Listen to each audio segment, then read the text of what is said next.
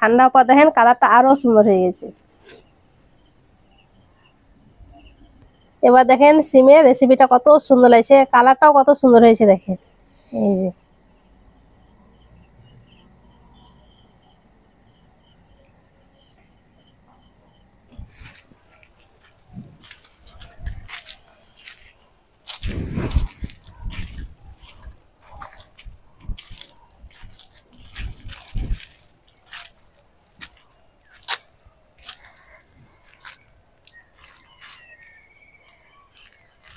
বরবটি ওইখানে দুটো একবার পেকে গেছে, বড় বড় হয়েছে।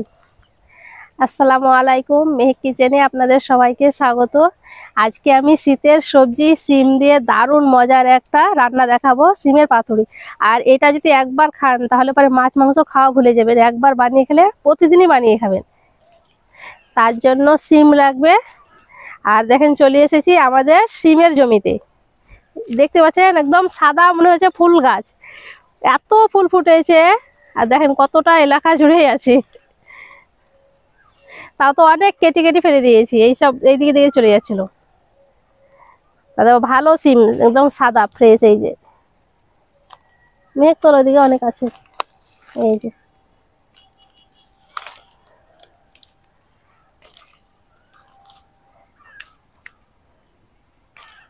খুব জালিগুলো ওঠাবে না, হ্যাঁ মোটা মোটা গুলো ওঠা।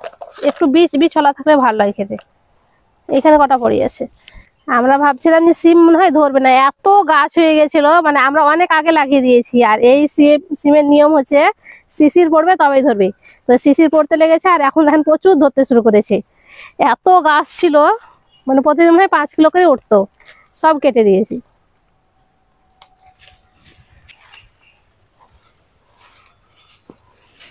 ওই দিকটা বড় বড় আছে, মেয়ে কেটে ধর খাঁচিটা। এই যে এইখানে আছে।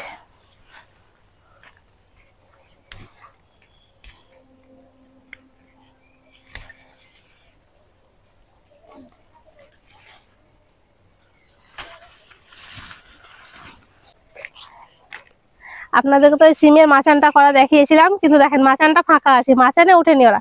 এইদিকে ওদিকে চলে এসেছে, চারিদিকে ছিটিয়ে আছে।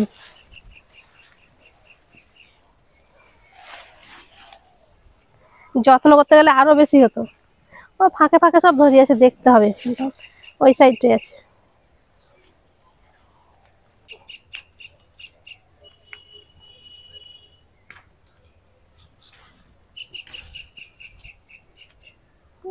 এত সিম ধরিয়েছে মনে হচ্ছে সবগুলা উঠিলি, এত সুন্দর একদম দারুণ টাটকা। এই থক থক হয়ে ধরছে।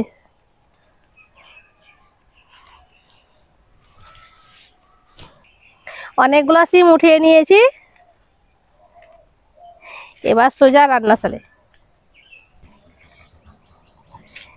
সিমের এই যে দুই সাইডটা কেটে নেবো, আর এই যে সুতোর মতন থাকে এটা উঠিয়ে নিতে হবে। আমি গোটা গোটাই রাখছি, আপনার চাইলে 2 ভাগ করে নিতে পারেন। এই দুই সাইডের সিটটাকে ভালো করে ফেলে দিতে হবে। আর এইভাবে দেখবেন পোকা টোকা থাকলে বুঝতে পারা যায়, আমরা এইভাবে দেখে নিই।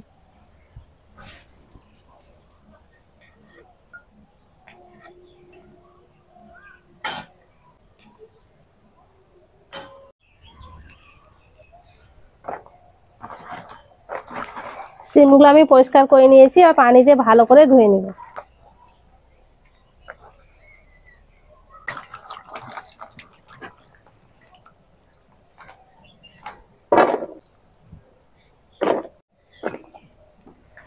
সিমগুলো আমি ধুয়ে নিয়েছি,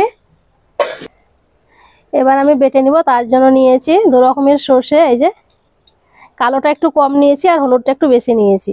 কালোটা নিয়েছি 1/2 চামচ আর হলুদটা নিয়েছি 1 চামচ, 4 চামচের।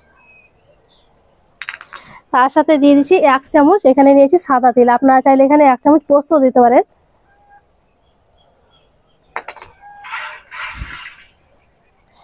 কাঁচা লঙ্কা দিয়ে দিচ্ছি 4টে, অল্প একটু লবণ দিয়ে দেবো, ভালো করে বেটে নেব।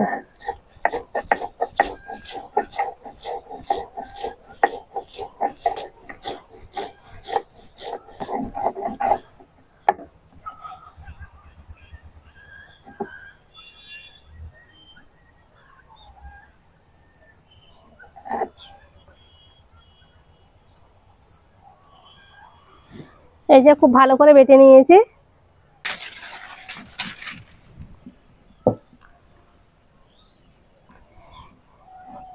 এবার আমি সিমটা রান্না করব, তার জন্য কড়াইয়ে দিয়ে দিচ্ছি সরিষার তেল। তেলটাকে ভালো করে গরম করে নিব। তেলটা গরম হয়ে গেছে, এবার দিয়ে দিচ্ছি অল্প একটু কালো জিরে আর দিয়ে দিচ্ছি দুটো পেঁয়াজ, আমি লম্বা লম্বা করে কেটে নিয়েছি। পেঁয়াজটাকে আমি খুব বেশি ভাজবো না, হালকা করে ভেজে নেব।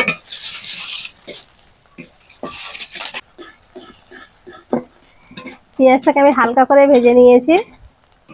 এই যে দেখেন এইরকম ভেজে নিয়েছি। আর যারা পেঁয়াজ খেতে চান না, পেঁয়াজটা বাদ দিয়েও কিন্তু এই সিমের রান্নাটা করে নিতে পারেন, তবে পেঁয়াজ দিয়ে যদি রান্নাটা করেন তাহলে বেশি ভালো লাগবে খেতে। এবার দিয়ে দিচ্ছি সিম।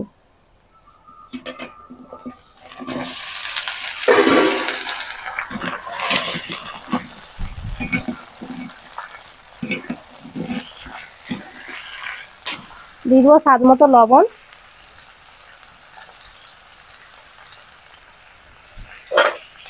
আর এই সিম রান্নাতে খুব বেশি হলুদ লাগবে না, অল্প একটু হলুদ দিয়ে দিচ্ছি।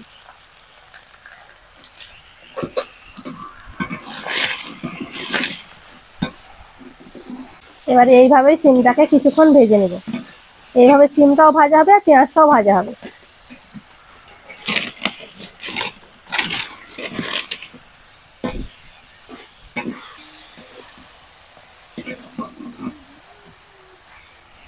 এই সিম রান্নাটা এত মজা হয় কি বলবো, একবার বানিয়ে খেলে বারবার খাবেন। আর এই শীতের সময় গরম গরম ভাতের সঙ্গে খেতে দারুণ লাগে। এই সিম যদি তরকারি থাকে না, এই সিমের তরকারিটা থাকলে পরে আর অন্য কিছু তরকারি লাগবে না, মাছ মাংস লাগবেই না, এটা দিয়েই ভাত চলে যাবে। সিমটাকে আমি এইভাবে কিছুক্ষণ ভেজে নিয়েছি। আর যখন সিমটা অনেকটা ভাজা হয়ে গেছে, আর পেঁয়াজটা দেখেন পেঁয়াজটাও ভাজা হয়ে গেছে। এবার দিয়ে দিচ্ছি অল্প একটু ধনে গুঁড়ো আর চা চামচের হাফ চামচ দিয়ে দিচ্ছি কাশ্মীরি লঙ্কার গুঁড়ো। এটা দিলে পরে কালারটা সুন্দর হবে, আপনারা চাইলে বাদ দিতে পারেন।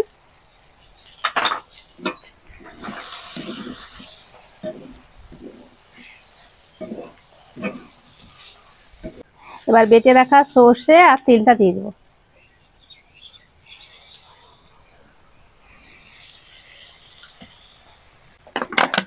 বাটিটা ধুয়ে একটু পানি দিয়ে দিচ্ছি। আবারও একটুখানি কষে নেবো এইভাবে।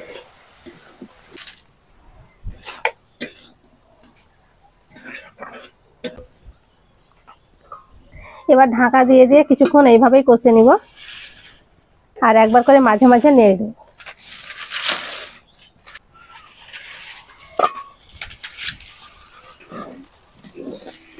সিমটাকে আমি কিছুক্ষণ কষে নিয়েছি। এই যে দেখেন তেলও ছেড়ে গেছে। আর অল্প একটু পানি দিয়ে দিই।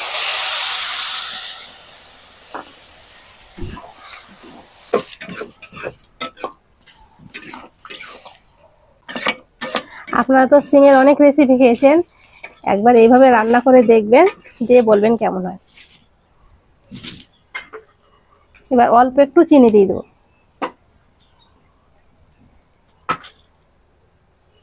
একটু ধনেপাতা কুচি।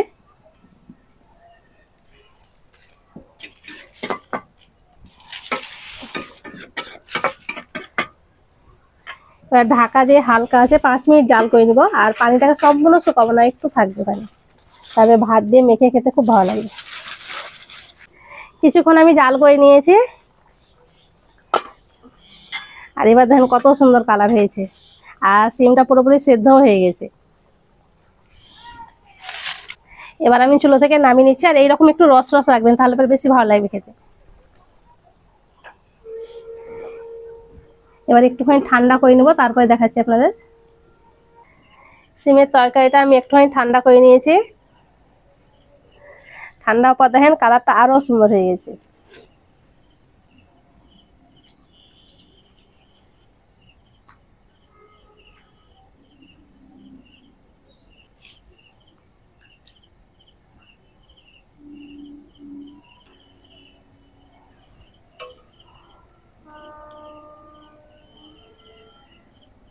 এবার দেখেন সিমের রেসিপিটা কত সুন্দর লাগছে, কালারটাও কত সুন্দর হয়েছে দেখেন। এই যে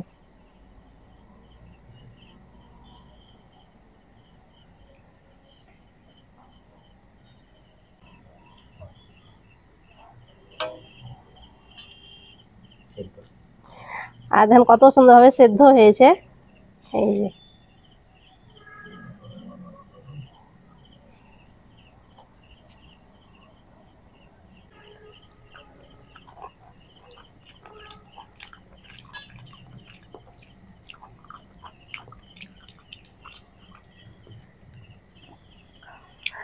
সিম রান্নাটা খেতে দারুণ হয়েছে, আর একেবারে নতুন ধরনের রান্না দেখিয়েছি। একবার হলেও বাড়িতে বানিয়ে খেয়ে দেখবেন, বাড়ির সবাই খুব বেশি পছন্দ করবে। আশা করছি আজকের এই রেসিপিটি আপনাদের অনেক ভালো লেগেছে। ভালো লেগে থাকলে প্লিজ লাইক কমেন্ট শেয়ার করবেন, আর আমার চ্যানেলটি অবশ্যই সাবস্ক্রাইব করবেন। সবাই ভালো থাকবেন, সুস্থ থাকবেন, ধন্যবাদ। শুধু সিমটা আমাকে ভালো লাগে না খেতে, কিন্তু এই তরকারিটা দারুণ লাগছে। কালকে আবার রান্না করবা। ঠিক আছে।